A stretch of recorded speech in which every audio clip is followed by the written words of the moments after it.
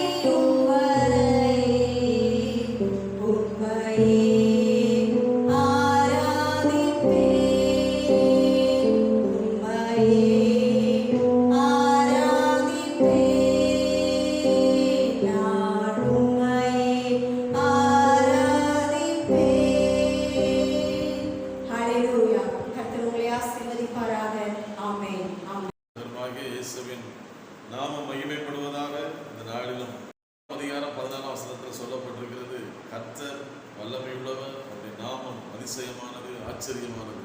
யாத்திரையாமம் 6ஆம் அதிகாரம் 3ஆம் வசனத்தை வாசிக்கும் போது அவருடைய நாமம் சர்வ வல்லமையுள்ளவர் என்பது. அவருடைய நாமம் எப்படிப்பட்ட நாமமா? சர்வ வல்லமையுள்ளவர். இயேசு என்கிற நாமம் சர்வ வல்லமையுள்ள ஒரு தேவன் என்பது அவருடைய நாமம். யெகோவா என்கிற ஒரு நாமத்தை உடைய ஒரு தேவன். அவருடைய பெயர் இயேசு என்று பெயரிடுவாயாக, ஏனெனில் அவர் எல்லா ஜனங்களுடைய பாவங்களை நீக்கி அவர்களை ரட்சிப்பார் என்று தேவ தூதன் மூலமாய் அறிவிக்கப்பட்டது. அந்த இயேசு என்கிற நாமத்தின் மகிமையைத்தான், அந்த வல்லமை, அவருடைய நாமம் எப்படிப்பட்ட காரியங்களை நம்முடைய வாழ்க்கையில செய்து கொண்டிருக்கிறது. இயேசுவின் நாமம் எப்படிப்பட்டது? மோசே கர்த்தருடைய நாமத்தை குறித்து கேட்கிற அவருடைய நாமம் என்ன? அவருடைய நாமம் சர்வ வல்லமையுள்ள தேவன், சர்வ வல்லமையுள்ளவர் என்பது அவருடைய நாமம். ஹல்லேலூயா, ஸ்தோத்திரம். அருமையான தேவனுடைய பிள்ளைகளே, முதலாவதாக அந்த நாமம் எப்படிப்பட்ட காரியங்களை செய்கிறது என்று சொல்லி நம்ம பார்ப்போமானால், உலகத்தில் எத்தனையோ நாமம் என்று சொன்னால் பெயர். நம்ம எல்லாருக்கும் பெயர் இருக்கிறது. உலகத்தில் உள்ள அத்தனை பேருக்கும் பெயர் இருக்கு. ஒவ்வொருத்தருக்கும் ஒவ்வொரு பெயர் வச்சிருக்காங்க. சிலர் அந்த பெயரின்படியே இருக்கிறார்கள், சிலர் அந்த பெயரின்படியே விளங்குகிறார்கள், சிலர் அந்த பெயருக்கு ஏற்றபடி நடக்க முடியல. ஆனால் இயேசு என்கிற பெயர், அந்த நாமம் நாவல உச்சரிக்கும் போது அற்புதங்களை செய்கிறது, அதிசயங்களை செய்கிற ஒரு நாமம் அந்த இயேசுவின் நாமம். அந்த நாமத்தை தான் இந்த நாட்களில் நம்ம தியானிக்க போகிறோம். அந்த இயேசுவின் நாமம் என்றால் அவர் சர்வ வல்லமை உள்ளவர் என்று அர்த்தம். அந்த இயேசுவின் நாமத்திற்கு கர்த்தர் என்பது பொருள். அவர் சகல ஜனங்களின் பாவங்களை நீக்கி ரட்சிக்கிறவர் என்பது பொருள். அநேக நாமங்கள் இயேசுவின் நாமம் சொல்லப்பட்டிருக்கிறது. இன்றைக்கு ஒரு சில காரியங்களை மட்டும் சொல்லி ஜெபம் பண்ண போகிறோம். அருமையான தெய்வ பிள்ளைகளே, 1 சாமுவேல் 17ஆம் அதிகாரம் 45ஆம் வசனத்தை வாசிக்கும். 1 சாமுவேல் 17:45 வாசிப்போம். அதற்கு தாவீது பெலிஸ்தனை நோக்கி, நீ பட்டயத்தோடும் ஈட்டியோடும் கேடகத்தோடும் என்னிடத்தில் வருகிறாய், நானோ நீ நிந்தித்த இஸ்ரவேலுடைய ராணுவங்களின் தேவனாகிய சேனைகளுடைய கர்த்தரின் நாமத்திலே உன்னிடத்தில் வருகிறேன். ஆமென். தாவீது சொல்லுகிறார், நீ ஈட்டியோடு கேடயத்தோடு வருகிறாய், பட்டயத்தோடு வருகிறாய், நானோ இஸ்ரவேலின் ராணுவங்களின் தேவனாகிய கர்த்தருடைய நாமத்திலே வருகிறேன். அருமையான தேவ பிள்ளைகளே, அந்த நாமம் எப்படிப்பட்ட நாமம்? எதிரியை முறியடிக்கிற நாமம் இயேசுவின் நாமம். சத்துருவை சிதறடிக்கிற நாமம். பயமுறுத்தல்கள், உங்களில் ஒருவனை தெரிந்து கொள்ளுங்கள், அவன் என்னிடத்தில் வரட்டும் என்று 40 நாட்களாய் சவால் விட்டு கொண்டிருந்த சவால்களை முறியடிக்கிற நாமம் தான் இந்த இயேசுவின் நாமம், கர்த்தருடைய நாமம். அவர் வல்லமை உள்ளவர், அவர் மகிமையுடையவர், அவர் அற்புதங்களை செய்கிறவர், அவர் அதிசயமாய் காரியங்களை செய்கிறவர். நம்முடைய ஜபத்தில் அதிகமாக இயேசுவின் நாமத்தை நாம் என்ன செய்யணும்? உச்சரிக்க வேண்டும் என்று அதிகமாக நம்ம பார்க்கிறோம். ஹல்லேலூயா. அருமையான தேவ பிள்ளைகளே, அந்த நாமம் எப்படிப்பட்ட நாமம்? சத்துருவின் மேல் ஜெயத்தை கொடுக்கிற நாமம். 40 நாட்களாய் சவால் விட்டு கொண்டிருக்கிறான். ஒருவனை தெரிந்து கொள்ளுங்கள், ஒரு ஒத்தைக்கு வாங்கன்னு சொல்லி ஒரு கோலியாத் தாவீதை பார்த்து சவால் விட்டு கொண்டிருக்கிறான். அந்த கோலியாத்தை தாவீது எப்படி முறியடித்தான்? கர்த்தராகிய இயேசுவின் தேவனுடைய நாமத்தில் நான் வருகிறேன், சர்வ வல்லவருடைய நாமத்தில் வருகிறேன், இஸ்ரவேலின் ராணுவங்களின் தேவனுடைய சேனையுடைய கர்த்தரின் நாமத்தில் நான் வருகிறேன். அந்த நாமத்தை சொல்லி யுத்தத்துக்கு போகிறார். நானா யுத்தத்துக்கு? தாவீது நான் வரல, நான் ஒண்ணுமே இல்லை, நான் ஒரு சாதாரண ஆள் தான்.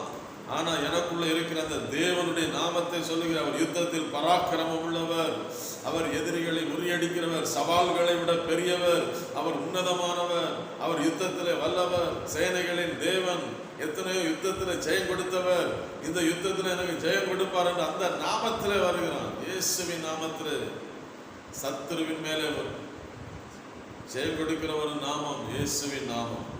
அருமையான தேவ பிள்ளைகளை, இன்றைக்கும் அந்த ஜெபத்தில் நம்ம அதிகமாக என்ன செய்வோம்? இயேசுவின் நாமத்தை சொல்லணும். அந்த நாமத்தை சொல்லி இயேசுவின் நாமத்தில் வருகிறேன், இயேசுவின் நாமத்தில் ஜெபிக்கிறேன், கர்த்தருடைய நாமத்தில் வருகிறேன்னு சொல்லி அந்த நாமத்தை அதிகமாக நம்ம உச்சரிக்கணும். சத்துருவின் மேல் ஜெயம் கொடுக்கிற நாமம் இயேசுவின் நாமம். இரண்டாவதாக சங்கீதம் 20ஆம் சங்கீதம் 1ஆம் வசனத்தை நம்ம வாசிக்கும் போது யாக்கோவின் தேவனுடைய நாமம் நமக்கு எப்படிப்பட்டதா இருக்கிறதா? உயர்ந்த அடைக்கலமா இருக்கிற அந்த சங்கீத வசனத்தை நாம் வாசிக்க கேட்போம். ஆபத்து நாளிலே கர்த்தருடைய ஜெபத்தை கேட்பாராக. யாக்கோவின் தேவனுடைய நாமம் உயர்ந்த அடைக்கலமா இருப்பதாக. ஹல்லேலூயா. May the name of the God of Jacob is our protection என்று சொல்லப்பட்டிருக்கிறது. யாக்கோவின் தேவனுடைய நாமம் நமக்கு உயர்ந்த அடைக்கலமா இருப்பதாக. ஹல்லேலூயா. ஸ்தோத்திரம். இயேசுவின் நாமம் நமக்கு உயர்ந்த அடைக்கலம். யாக்கோவின் தேவனுடைய நாமம், the name of the God of Jacob protect you. தேவன், யாக்கோவுடைய தேவன் யார்? சர்வ வல்லமையுள்ள தேவன். அந்த தேவனுடைய நாமம் எப்படிப்பட்டது? அடைக்கலமானது. அப்படின்னு என்ன அர்த்தம்? ப்ரொடெக்ட் பண்ணுகிற நாமம், பாதுகாக்கிற நாமம். வியாதியிலே பாதுகாக்கிறது, ஸ்தோத்திரம், ஆபத்திலே பாதுகாக்கிறது, சத்துருவின் ஆமென் கோர தாண்டவத்திலிருந்து பாதுகாக்கிறது, சத்துருவின் சீற்றத்திலிருந்து நம்மை பாதுகாக்கிறது. அடைக்கலத்திலே வைக்கிற நாமம் இயேசுவின் நாமம்.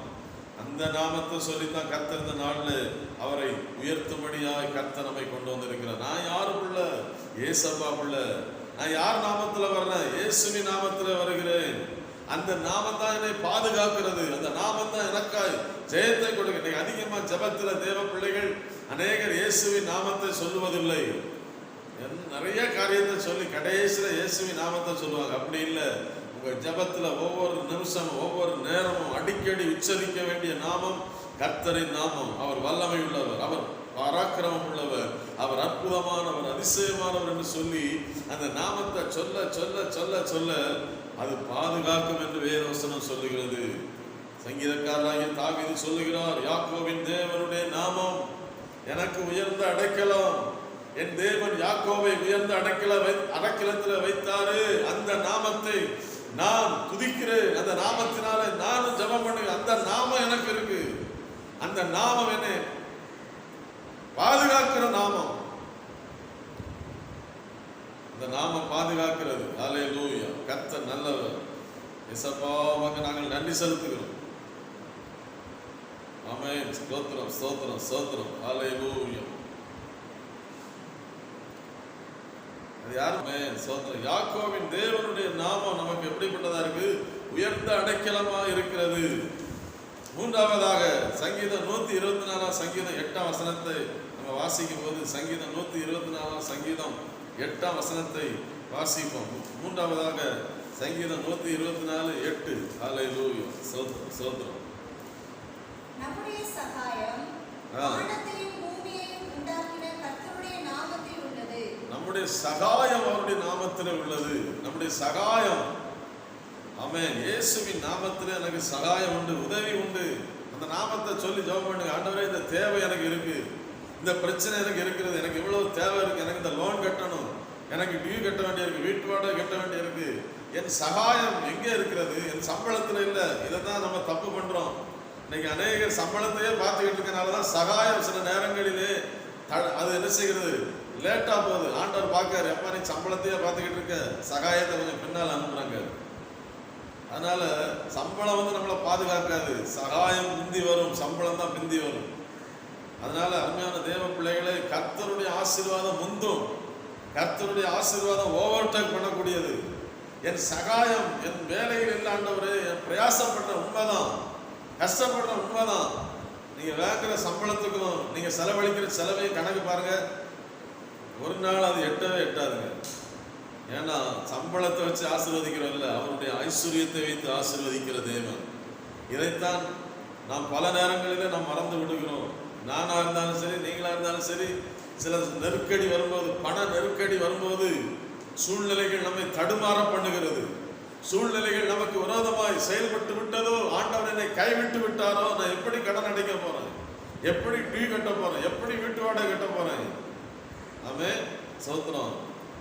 நாட்கள் அநேக லாக்டவுன் நாட்களிலும் கூட எலியாவின் தேவன் லாக்டவுன், அவருக்கு லாக்டவுனே கிடையாது. நமக்கு வேணா லாக்டவுனா இருக்கலாம், கர்த்தருக்கு லாக்டவுன் இல்லை. அவருடைய உதவிக்கு லாக்டவுன் கிடையாது. அவருடைய ஐஸ்வர்யத்துக்கு, அவருடைய ஆசீர்வாதத்துக்கு லாக்டவுன் கிடையாது. தேவன் அவருடைய பிள்ளைகளை உயர்ந்த அடைக்கலத்தில் வைத்து பாதுகாக்கிறவர் மாத்திரமல்ல, சகாயம் செய்கிற நாமம் இயேசுவின் நாமம். சகாயம் செய்கிற நாமம், உதவி செய்கிற நாமம். ஏசப்பா, உங்க நாமத்துல நான் கேட்கிறேன், எனக்கு இந்த உதவி செய்யும், எனக்கு இந்த வியாதியில உதவி செய்யும், இந்த பிரச்சனையில எனக்கு உதவி செய்யுங்கப்பா, இந்த பலவீனத்துல எனக்கு உதவி செய்யுங்கப்பா, இந்த கடன் பிரச்சனையில நீங்க தான் எனக்கு உதவி செய்யணும் ஆண்டவரே. அந்த ஜெபம் நமக்கு இருக்கா? இன்னைக்கு சில நேரத்துல பிரச்சனை வரும்போது ஜெபத்தை மறந்துடணும், ஆண்டவரை மறந்துடணும். அந்த நேரத்துல தான் ஜெபம் பண்ணணும்.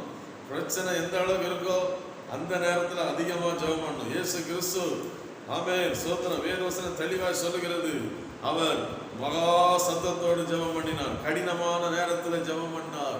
லூக்கா எழுதின சுவிசேஷம் 6ஆம் அதிகாரம் 11-12 வசனங்களை நம்ம வாசிக்கும் போது, லூக்கா 6:11-12 வசனங்களை வாசிப்போம். அவர்களோ மூர்க்க வெறி கொண்டு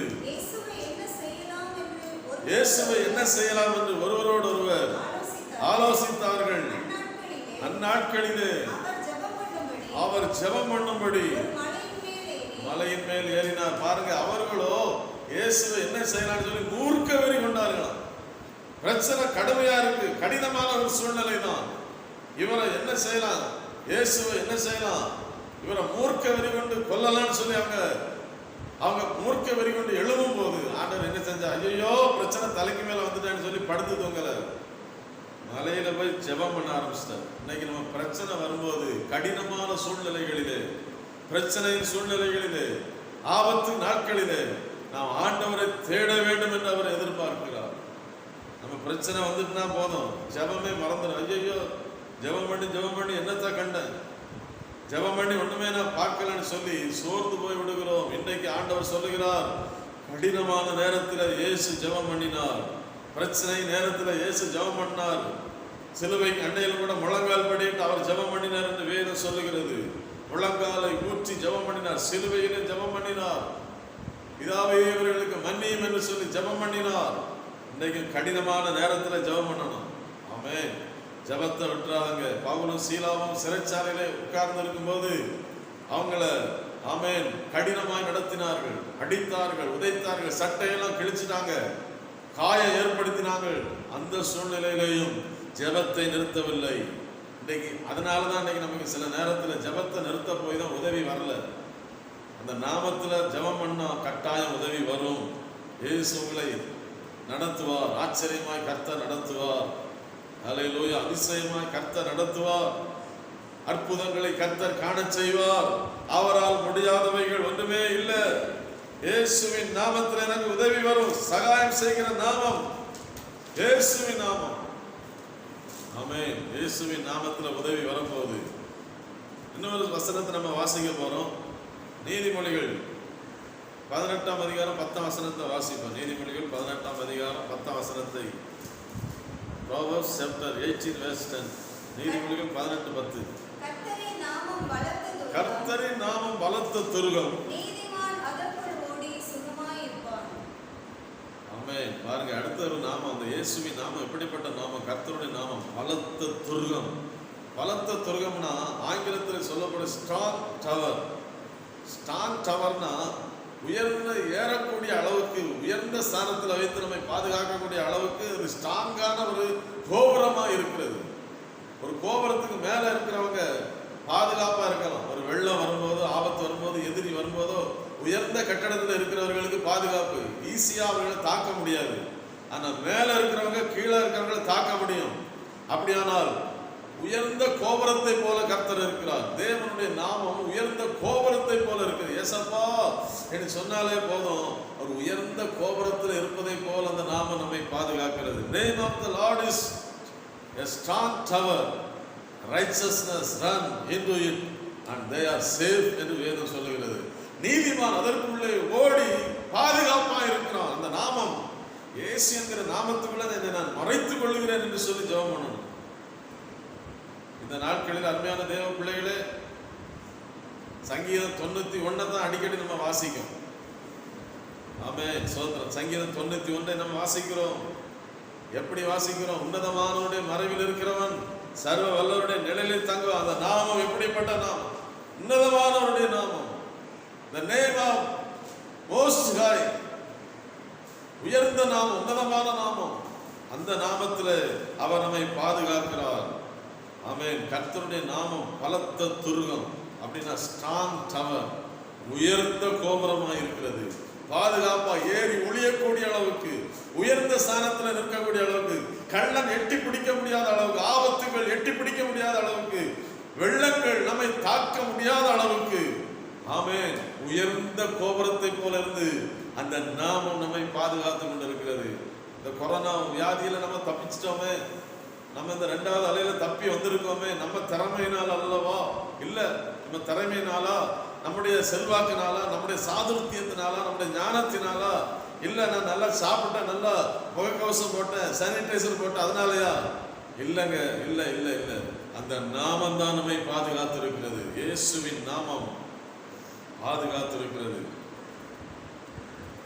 இன்னொரு வசனத்தை மட்டும் வாசித்து நம்ம ஜெபிக்க போறோம். கடைசியாக உன்னதம் பாட்டு 1ஆம் அதிகாரம் 3ஆம் வசனத்தை வாசிப்போம். உன்னதம் பாட்டு, ஆமே, எல்லாரும் திருப்பிக்குவாங்க. உன்னதம் பாட்டு 1ஆம் அதிகாரம் 3ஆம் வசனத்தை நாம் வாசிக்க போகிறோம். உமது பரிமள தைலங்கள் இன்பமான வாசனை உள்ளவைகள், உமது நாமம் ஊற்றுண்ட பரிதைலமாய் இருக்கிறது. உம்முடைய நாமம் ஊற்றுண்ட பரிமள தைலமாய் இருக்கிறது. அந்த நாமம் எப்படிப்பட்டது? வாசனை வீச செய்கிற நாமம். அந்த நாமம், அந்த நாமத்தை நம்ம சுமந்து இருக்கிறபடினால், அந்த நாமத்தை நம்ம ரட்சிப்பின் வஸ்திரத்தை நம்முடைய சரீரத்தில் உடுத்தி இருக்கிறபடினால், அந்த நாமம் எப்படிப்பட்ட நாமமா இருக்கிறது? வாசனை வீச செய்கிற நாமம். ரட்சிப்பின் வாசனையை அநேகருக்கு வீச செய்கிற ஒரு நாமம் தான் இந்த இயேசுவின் நாமம். அவருடைய நாமம் ஊற்றுண்ட பரிமள தைலம். தைலம் எப்படிப்பட்டது? மனம் வீசக்கூடியது. நம்முடைய சாட்சியை கொண்டு சொல்லக்கூடிய நாமம். இந்த இயேசுவின் நாமத்தினால நம்ம சாட்சியா வாழ முடியும். இயேசுவின் நாமம் நம்முடைய வாழ்க்கையில் இருக்கிறபடினால் அந்த நாமம் ஊற்றுண்ட பரிமளமா இருக்கிறது. நம்ம சாட்சியா வாழணும்னா ஏசப்பா பிள்ளைகளால மாத்திரம்தான் சாட்சியா வாழ முடியும். பாவத்திலிருந்து விடுதலை கொடுக்கக்கூடிய நாமம் இயேசுவின் நாமம் தான். அதனாலதான் வேதம் சொல்லுகிறது, நீங்கள் பரிசுத்த ஆவியான உங்களிடத்தில் வரும்போது நீங்கள் பலனடைந்து எருசலேமிலும் யூதேயாவிலும் சமாரியா முழுவதிலும் பூமியின் கடைசி வந்து எனக்கு எப்படி இருப்பீர்கள்? சாட்சியா இருப்பீர்கள். அப்படின்னா இந்த நாமம் தான் இயேசுங்கிற பிள்ளைய, இயேசுங்கிற நாமத்தை வைத்திருக்கிற பிள்ளைகள் மாத்திரம்தான் சாட்சியா என்ன செய்ய முடியும்? வாழ முடியும். அந்த நாமத்தை உடையவர்களாய் நாம் இருக்கணும். அருமையானவர்களே, இந்த நாட்களில் வாசனை வீச செய்கிறவர். உங்க சாட்சி இன்னைக்கு அநேகருக்கு முன்பதாக வீசணும்னு ஆண்டவர் விரும்புகிறாரு. உங்க நல்ல குணம் அநேகருக்கு தெரிய வேண்டும் என்று ஆண்டவர் விரும்புகிறார். உங்கள் சாந்த குணம் எல்லாருக்கும் தெரிந்திருக்க கடவுள் என்று கர்த்தர் விரும்புகிறார். ஆண்டவரே, சாந்த குணம் அநேகருக்கு தெரியுமோ? சோத்திரம். யோபை குறித்து கர்த்தர் சொல்லுகிறார், யோபு உத்தமனும் சன்மார்க்கனும் தேவனுக்கு பயந்து பொல்லாப்புக்கு விலகுவதுமா இருக்கிறான். பூமியிலே அவனை போல ஒருவன் இல்லை என்று சொன்னார். பூமியிலே இல்லையா? ஆமென். சோத்திரம். இன்னைக்கு நம்ம எப்படி இருக்கிறோம்? ஆண்டவர் எதிர்பார்க்கிறார் சாட்சி உள்ள ஒரு வாழ்க்கை, மனம் வீசணும், சுகந்த வாசனை வீச செய்கிற ஒரு வாழ்க்கை, அநேகருக்கு ஆசீர்வாதமான ஒரு வாழ்க்கை, அநேகருக்கு ஆமென் தேவனுடைய அன்பை எடுத்து சொல்லுகிறவர்களாக. ஆமென். காண்கிற சகோதரனிடத்தில் அன்பு கூறாதவன் காணாத தேவனிடத்தில் எப்படி அன்பு கூற முடியும்? ஆமென். கர்த்தர் நல்லவர். அல்லேலூயா. ஆண்டவர் பெரிய காரியங்களுடைய வாழ்க்கையில செய்வாராக. யோசேப்பை கர்த்தர் ஆசீர்வதித்து உயர்த்துவதற்கு என்ன காரணம்? யோசேப்பு சொல்லுகிறார், உங்கள் எல்லாருக்கும் ஜீவரட்சணை செய்யும்படியாக கர்த்தர் என்னை ஆசீர்வதித்திருக்கிறார். நம்முடைய குடும்பத்தில் ஒருவர் ஆசீர்வதிக்கப்படும் போது குடும்பத்தில் இருக்கிற நபர்களுக்கெல்லாம் உதவி செய்யக்கூடியவர்களாக கர்த்தர் நம்மை மாற்றணும். நாமே அப்படிப்பட்ட இருதயம் நமக்கு வேணும். யோசேப்பை கர்த்தர் உயர்த்தினதுனாலதான் அவனுடைய வாசனை வீசினது, ஆசீர்வாதத்தின் வாசனை வீசி அநேகருக்கு ஆசீர்வாதமான பிள்ளையாய் கர்த்தர் மாற்றினார். அண்ணன் தம்பி அப்பா கூட பிறந்தவங்க எல்லாரும் சாப்பாடு இல்லாம இருக்கும்போது இந்த யோசேப்பு கைதட்டி சந்தோஷப்படல. தன்னுடைய எல்லாருக்கும் ஆகாரத்தை கொடுத்தார், வீடு கட்டி கொடுத்தார், நல்ல பணங்களை கொடுத்தார், உச்சிதங்களை கர்த்தர் கொடுத்து ஆசீர்வதித்தார். ஆகவே இந்த வார்த்தையினால கர்த்தர் உங்களை ஆசீர்வதிப்பாராக. சகல விதமான சத்தியத்தின் தேவன் சகல சத்தியத்துக்குள் உங்களை நடத்துவார். தேவன் பெரிய காரியங்கள் உங்கள் வாழ்க்கையில செய்வார். ஆமென். கர்த்தர் நாமே உங்களை ஆசீர்வதித்து காக்க கடவர். அவருடைய முகத்தை உங்கள் மேல் என்ன செய்ய போகிறார்? பிரகாசிக்க பண்ணி இப்பொழுது எப்பொழுது என்னென்னைக்கும் அவர் என்ன செய்வார்? உங்களை மேன்மையான ஸ்தானத்திலே வைப்பார். ஹல்லேலூயா, ஹல்லேலூயா. Thank you, Jesus.